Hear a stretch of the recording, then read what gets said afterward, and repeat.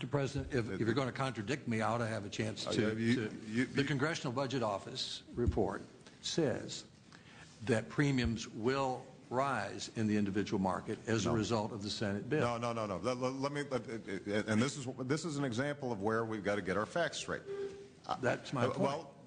Well, exactly. So let me respond to what you just said, Lamar, because it's not factually accurate. Here's what the Congressional Budget Office says. The costs for families for the same type of coverage as they're currently receiving would go down 14 to 20%. What the Congressional Budget Office says is that because now they've got a better deal, because policies are cheaper, they may choose to buy better coverage than they have right now. And that might be 10 to 13% more expensive than the bad insurance that they had previously.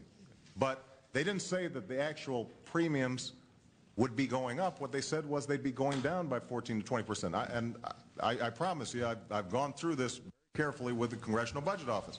And I'll be happy to present this to the press and whoever's listening, because this is an important issue. Well, let me just finish, Lamar. Now, what we've done is we've tried to take every single cost containment idea that's out there.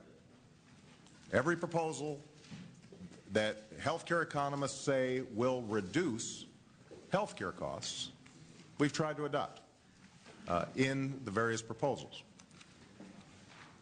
There are some additional ideas that Republicans have presented that we think are interesting, and we also tried to include. So let me give you an example. You mentioned the idea of buying across state lines insurance.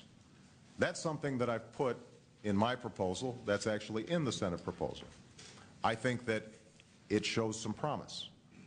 You mentioned that, that Mike Enzi has previously said that he's interested in small businesses being able to pool in the equivalent of some sort of exchange. So that's where there's some overlap. But I just think it's very important to understand that what we've done is to try to take every single cost containment idea that's out there and try to adopt it in this bill. What I'd like to do is to see if we can proceed and have a very concrete conversation about what are the ideas that you guys have that you don't think are in our bill to contain costs.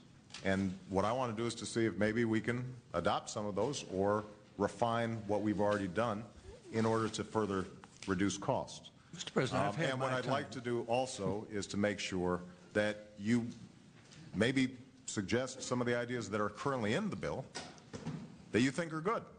Because, Lamar, in your opening introduction, what I saw was, sort of the usual critique of why you thought it was bad. But as I said, we've adopted a lot of the ideas that we've heard from your side of the aisle. So I hope maybe you could say, well, those are the ones that we think are good ideas. Here are the things that we think are bad ideas, as opposed to just painting in broad brush. Go ahead. Mr. President, let me show some respect for my colleagues here. They're all here, eager to speak, all sure they could do a better job than I could on any of these points. And what I would like to do is get back directly to you with why I believe, with respect, you're wrong about the bill. Your bill would increase premiums, I believe. You say it wouldn't. So rather than argue with you in public about it, I'd like to put my facts down, give them to you. Maybe other colleagues will say that. As far as Mike Enzi's proposal, he's ready to talk about it.